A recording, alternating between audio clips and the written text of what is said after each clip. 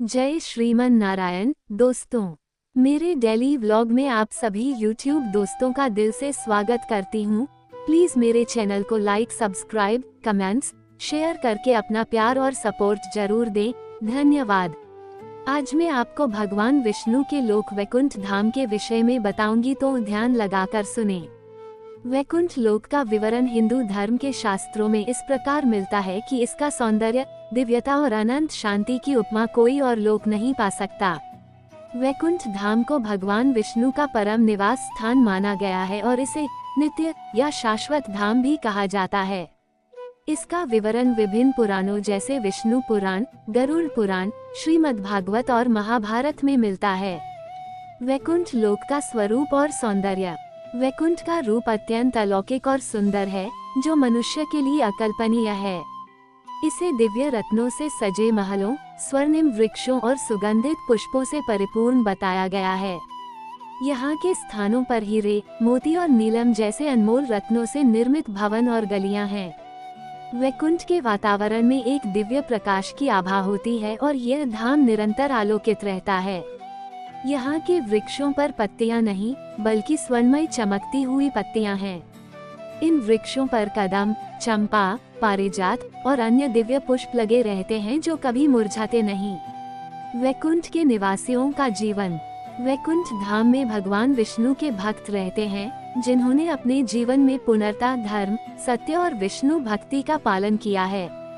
वैकुंठ में समय का प्रभाव नहीं होता और वहाँ हमेशा आनंदमय वातावरण रहता है।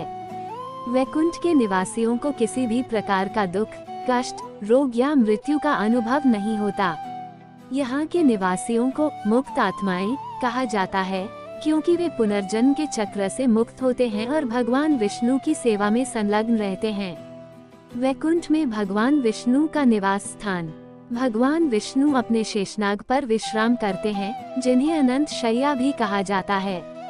वैकुंठ में भगवान विष्णु अपने दिव्य रूप में निवास करते हैं, जिनके साथ देवी लक्ष्मी भी रहती हैं।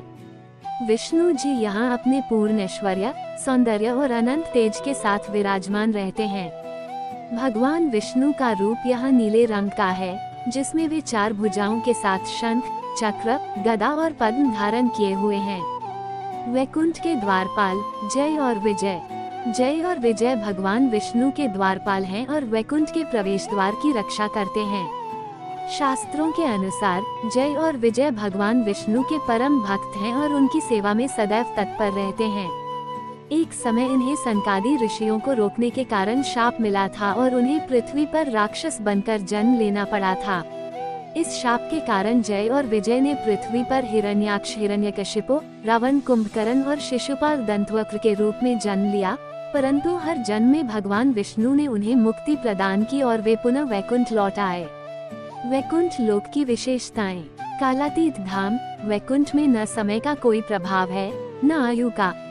वहाँ का समय सदा स्थिर है और उसमें न किसी प्रकार का बदलाव होता है और न ही वृद्धावस्था का अनुभव होता है। दिव्य ध्वनि। वैकुंठ में सदा वेद मंत्रों का उच्चारण, भजन कीर्तन की मधुर ध्वनि गूंजती रहती है। पवित्रता और शांति। वैकुंठ में केवल परम शुद्ध आत्माएं ही निवास करती हैं और वहाँ किसी प्रकार का पाप, घृणा, द्वेष या क्रोध नहीं होता। अक्षय सौंदर्य। वैकुंठ का हर अंग दिव्यता से भरा है। वहाँ के नदी, तालाब, वृक्ष, पुष्प सभी अद्वितीय और अलौकिक हैं। वैकुंठ में स्थान प्राप्ति का मार्ग। वैकुंठ धाम में वही आत्माएं जा सकती हैं जिन्होंने भगवान विष्णु के प्रति पूर्ण समर्पण और प्रेम किया है। विष्णु भक्तों के लिए वैकुंठ प्राप्ति का मार्ग भक्ति, प्रेम, सेवा और समर्पण है।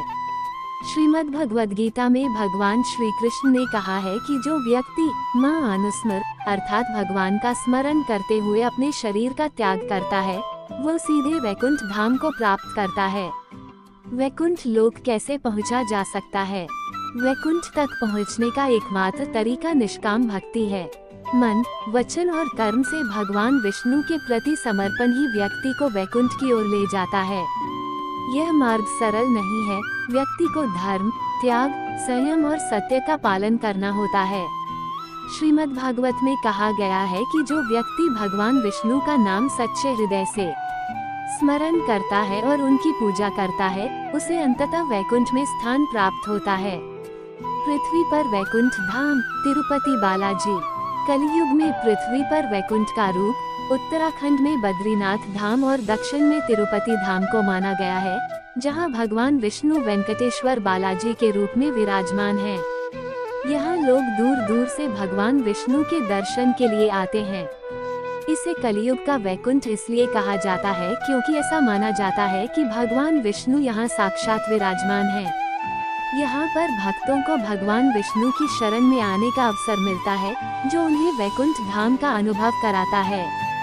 वैकुंठ के सौंदर्य का अलौकिक वर्णन। वैकुंठ धाम की सुंदरता का वर्णन करना मानव शब्दों से परे है। यहाँ की हर वस्तु में दिव्यता और आनंद का अनुभव होता है। यहाँ के नदी तालाब अमृतमय जल से भरे होते हैं। वैकुंठ में गंधर्व और अप्सराएं दिव्य गीत गाते हैं, जिनसे वहाँ के वातावरण में परम शांति और सुख बना रहता है। यहाँ के महल स्वर्ण, रत्नों और दिव्य पदार्थों से निर्मित हैं। वहाँ की हवा में दिव्य पुष्पों की सुगंध व्याप्त रहती है, जो हर किसी को मोहित कर लेती है।